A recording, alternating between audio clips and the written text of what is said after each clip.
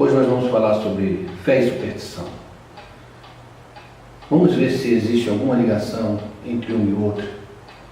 Vamos ver a que ponto a nossa fé pode chegar, ou qual o tamanho da nossa fé, e o quanto nós nos apegamos à superstição para sustentar a nossa fé, ou se temos feito isso, e como temos feito.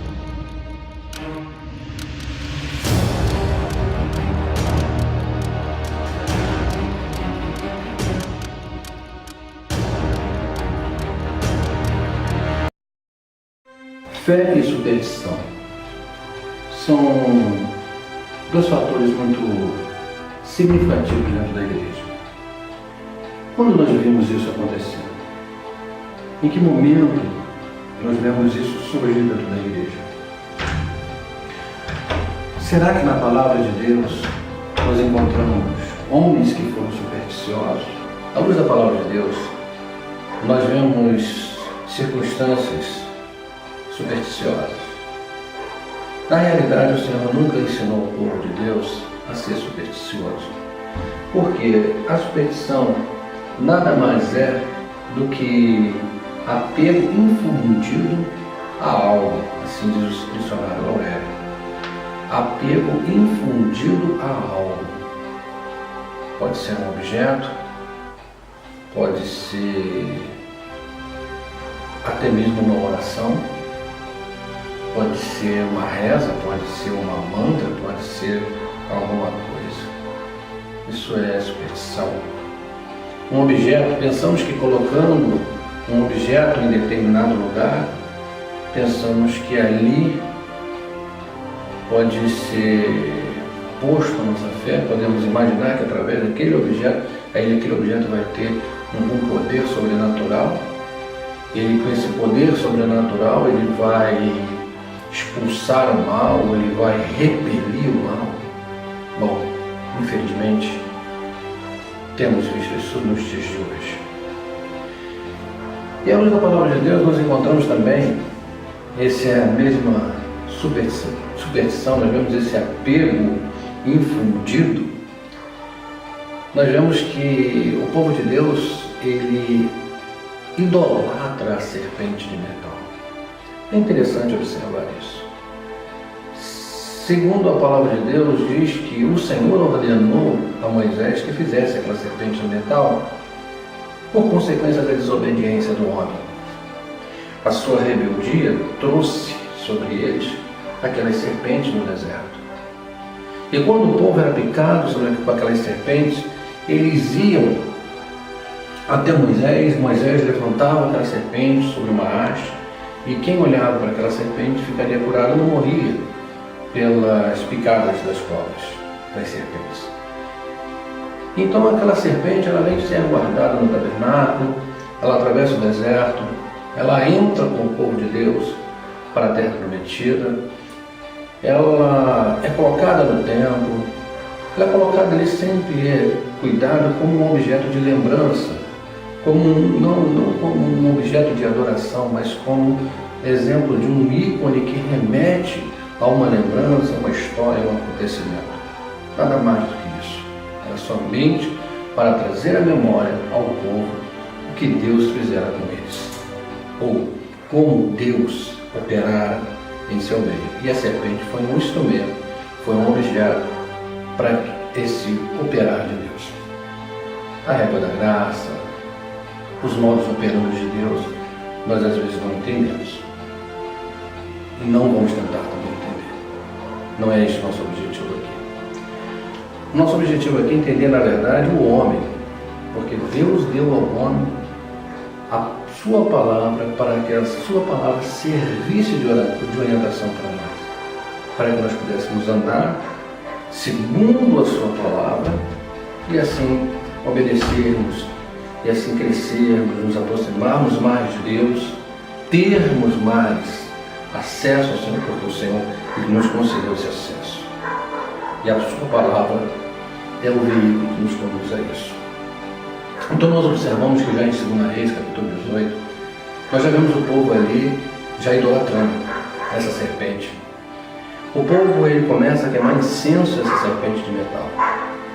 transforma, e ainda diz que aquela serpente se chamava Neustã, ou seja, dá um nome de um Deus de D minúsculo, que na realidade não é Deus, mas são demônios. Então eles demonizam aquela serpente.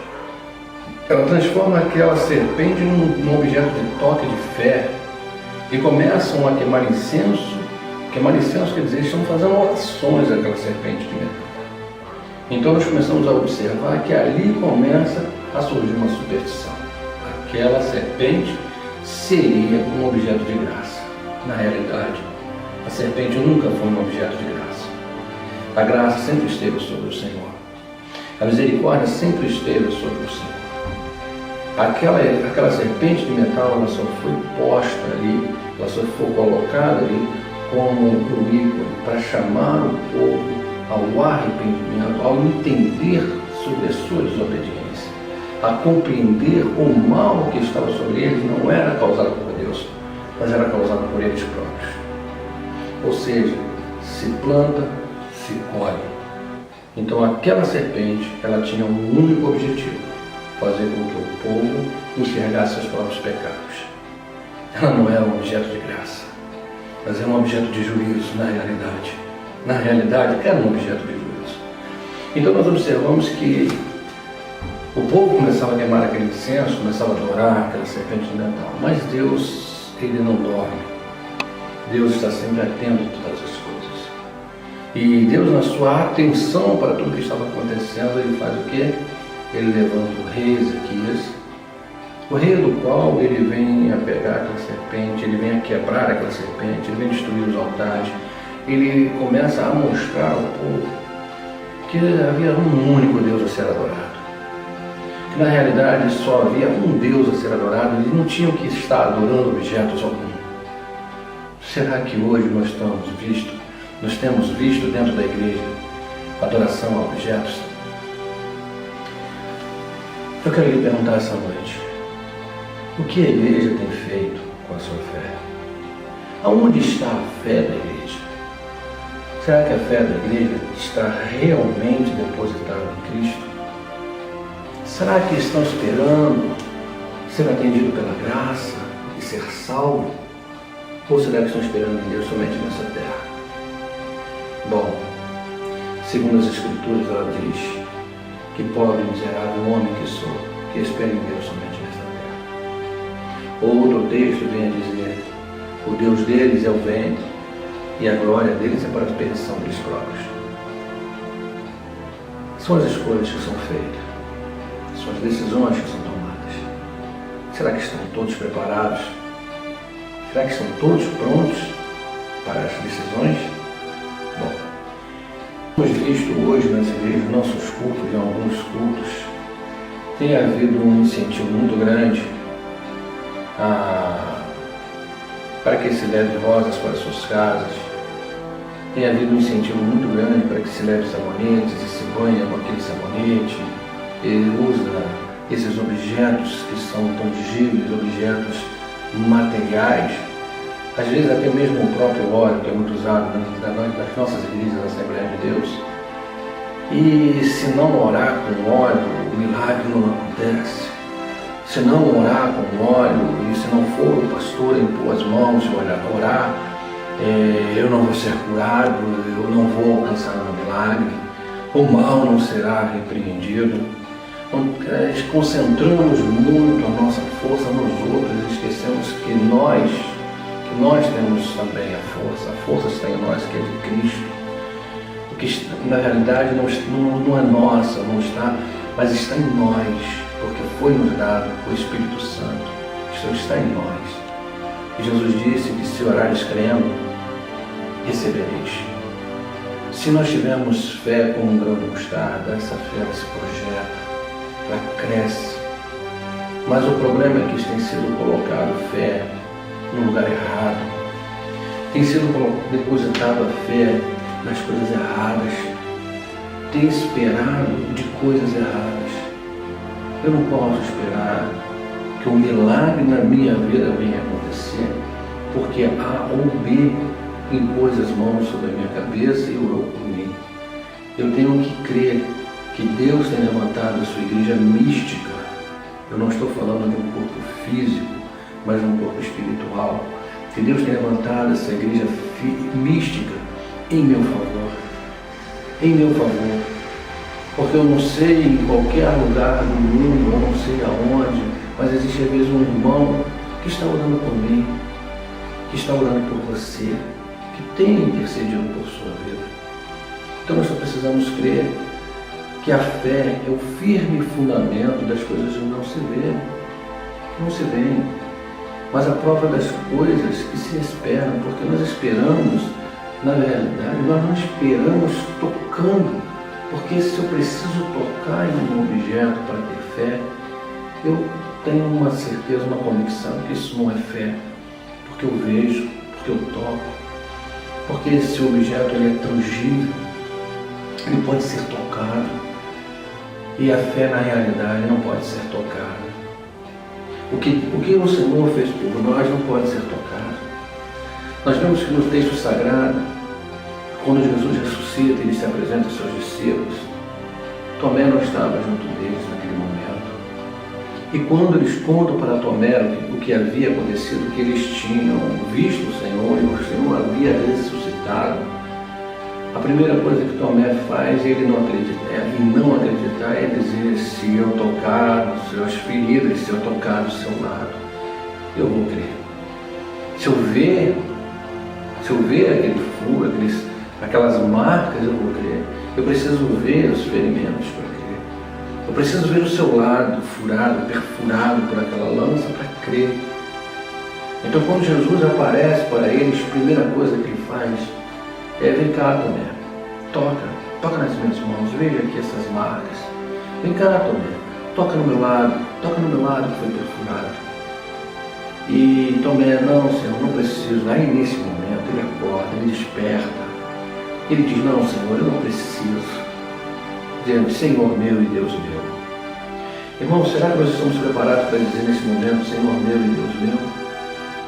Será que nós estamos esperando que em uma campanha, um envelope que eu levo para minha casa e fico orando sobre aquele envelope, um envelope que eu levando na igreja, faço uma oração, invoco uma oração, será que este envelope ele tem poder para me abençoar e me agraciar? Será que é dele que vem o meu milagre? Será que a minha salvação está estribada em um envelope?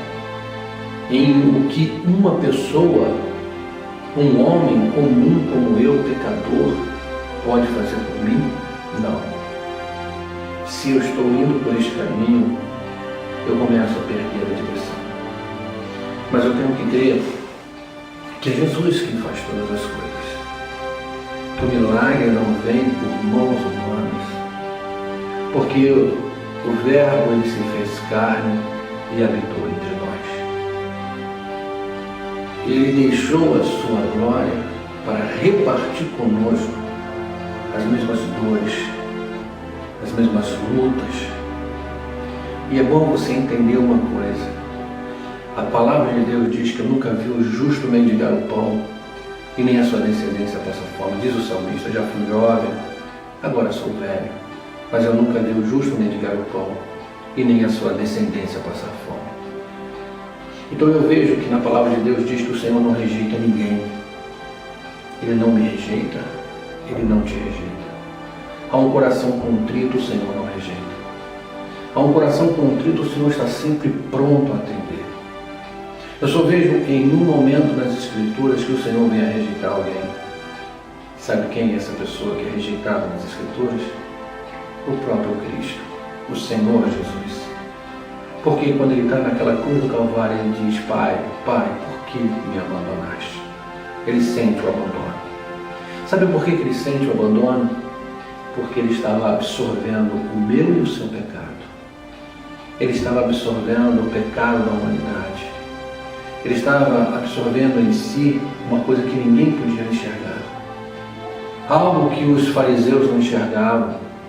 Algo que os judeus da época não enxergavam, algo que um homem que estava na cruz ao lado do Senhor não enxergava, e dizia: se tu és o Filho de Deus, desce daí, salva-te a ti mesmo e salva-nos também. Mas ali, naquele momento, naquele lugar, havia um também que estava morrendo também, estava com a mesma condenação, porém, ele não estava com a mesma condenação de Cristo, porque ele estava pagando pelo seu pecado. E Jesus, ele pagava pelo pecado da humanidade, não seu. Jesus não tinha pecado algum. Jesus é o Cordeiro perfeito. E esse Cordeiro perfeito, ele dá a sua vida por nós. Ele absorve o nosso pecado. E quando ele olha para o céu, o Senhor está de costas para ele. O Pai estava de costas para ele. Sabe por quê? Porque o Senhor, na sua palavra, ele nos ensina que ele ama o pecador. João 3,16, ele diz: porque Deus amou o mundo de tal maneira que deu o seu Filho unigênito para todo aquele que nele crê não pereça, mas tenha a vida eterna. E a sua palavra nos ensina que isto é amor. E a palavra do nosso Deus nos ensina também que ele abomina o pecado. O pecado é abominação diante dos olhos do Senhor.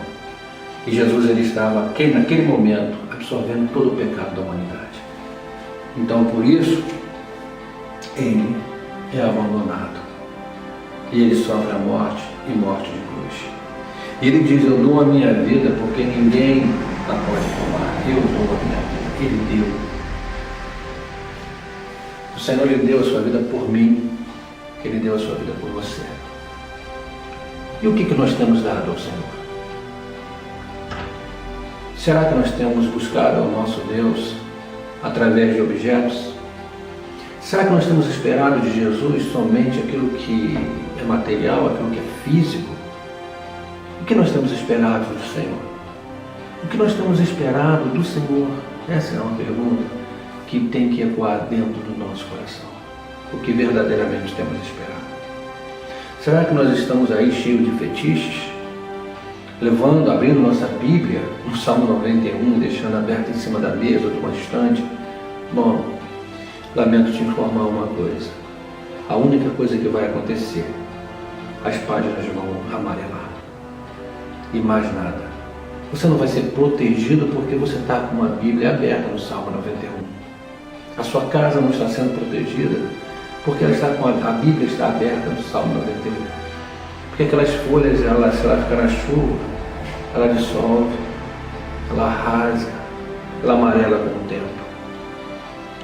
Seu carro também não precisa ter uma Bíblia em cima do painel para dizer que você está sendo protegido. Ah, não, estou protegendo contra o roubo. Se é contra o roubo, paga o seguro. Ah, não, estou me protegendo contra os acidentes. Se você está se protegendo contra os acidentes, a melhor coisa que você fazer é ter mais atenção na estrada, é ter mais cuidado e pedir graça ao Senhor, porque a Bíblia em cima do painel do seu carro não vai fazer a menor diferença, porque ela tem que estar dentro do seu coração, dentro do meu coração. A palavra de Deus, ela não foi feita para estar numa estante, enfeitando o ambiente ou servindo de um fetiche, nem no painel de um automóvel. A palavra de Deus foi feita para estar no nosso coração, em tábuas de carne, no seu coração, no meu coração. Abra o seu coração para o Senhor. Permite Ele entrar. Pegue a sua palavra e medite sobre ela com oração. Eu tenho certeza que muitas coisas na sua vida vai mudar. Não transforme nada que venha de Deus em fetiches, em objetos tangíveis. Não transforme as coisas, nem cultos, não transforme os cultos em superstições. Não transforme os cultos em superstições. Cultue ao Senhor de coração. Não faça do culto como aquele povo de Israel fez. Eles pegaram aquela serpente de metal e adoraram a serpente de metal. Eles queimaram incenso na serpente de metal. Eles esperavam que a serpente de metal viesse trazer alguma coisa de favor a eles. Meu amado, eu tenho uma coisa para te dizer. Você não é merecedor de favor algum, assim como eu também não sou merecedor de favor algum. E se temos a salvação, é simples, por um único motivo, por graça e não por merecimento. Não foi nos dado a salvação porque nós merecemos. E não pense você que é praticando boas obras que você vai ser justificado. Não, nós somos justificados porque o justo pagou o nosso preço, como eu já falei anteriormente, na cruz do Calvário, vertendo seu sangue, morrendo, ressuscitando ao terceiro dia e trazendo salvação para todos os homens. Todos os homens. Em João, no capítulo 1, ele diz que ele é a luz que veio para todos os homens, para todos. E muitos são chamados, mas poucos são escolhidos. Porque os escolhidos, eles aceitam o testemunho do Senhor. Os chamados são todos que ouvem. O chamado você, sou eu, todos que ouvem. Todos que são convocados para essa assembleia. Eles são chamados. Mas os escolhidos são aqueles que verdadeiramente recebem em seus corações o chamado. Como aquela semente que cai em um solo fértil e prospera. Que o Senhor possa te abençoar.